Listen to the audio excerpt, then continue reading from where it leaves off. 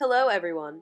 I hope you're all having a lovely evening, and I'd like to thank you for coming out and celebrating alongside Meg on her special day. I'd also like to thank Meg for allowing me to speak tonight. I am Erica Paluzak, and tonight I will be speaking on behalf of my strong, compassionate, wise mentor and soccer coach, who also happens to be the beautiful bride. Meg often illustrated her unwavering strength when spending nights beside her daughter in the hospital. As many of you probably know, her youngest daughter Aubrey has been fighting her entire life against MS. The days became especially hard when Aubrey's eyesight would dwindle, but Meg was always a rock. Despite the tough times Meg was constantly facing with Aubrey, she would make her best effort to come to practice with a plan and the tears wiped away from her face. I remember standing in the freezing cold on a mini turf field when Meg had spent the previous night in the hospital. She gave us an update on Aubrey right at the start, since many of us had formed friendships with her. We were all saddened by the news, but once Meg was done telling us about her condition, we moved on and Meg was solely focused on our practice, making us better players and better people. I will always admire Meg's relentless strength. When people first think of team bonding, they might think of activities meant for fun such as paintballing or maybe a pizza party. Meg was different. She saw team bonding as an opportunity to express her contagious, compelling compassion and help the less fortunate. On one of our first team bonding trips, Meg took the entire team to the Ronald McDonald House.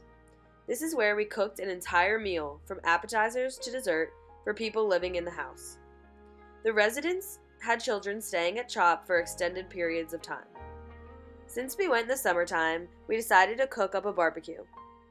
Once the residents caught a whiff of the hamburgers and hot dogs fresh off the grill, they lined up for the feast we had prepared.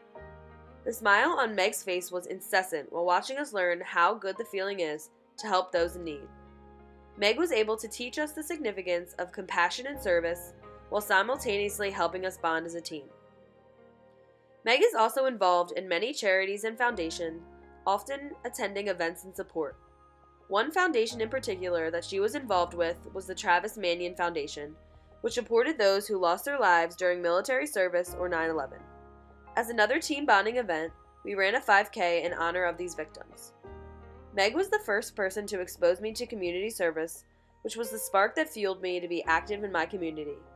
Throughout middle school and high school, I have participated in events in the community, including the Princess Breakfast at my high school. I have Meg to thank for my love of service.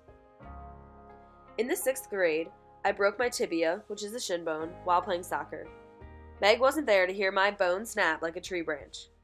I was left devastated and confused on how and why the game I had always loved betrayed me. My biggest fear was that I wouldn't want to play soccer again.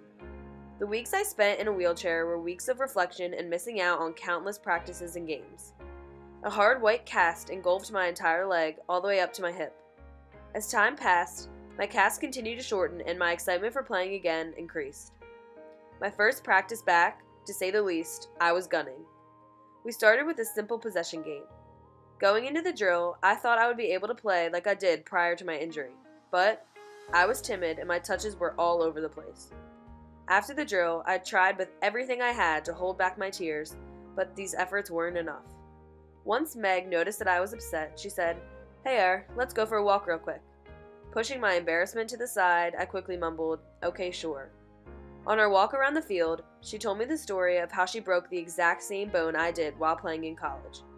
Meg put her entire heart into everything, so it was inevitable that she was going to experience similar road bumps. She used her experiences to show me that I could come back from this, I just needed time.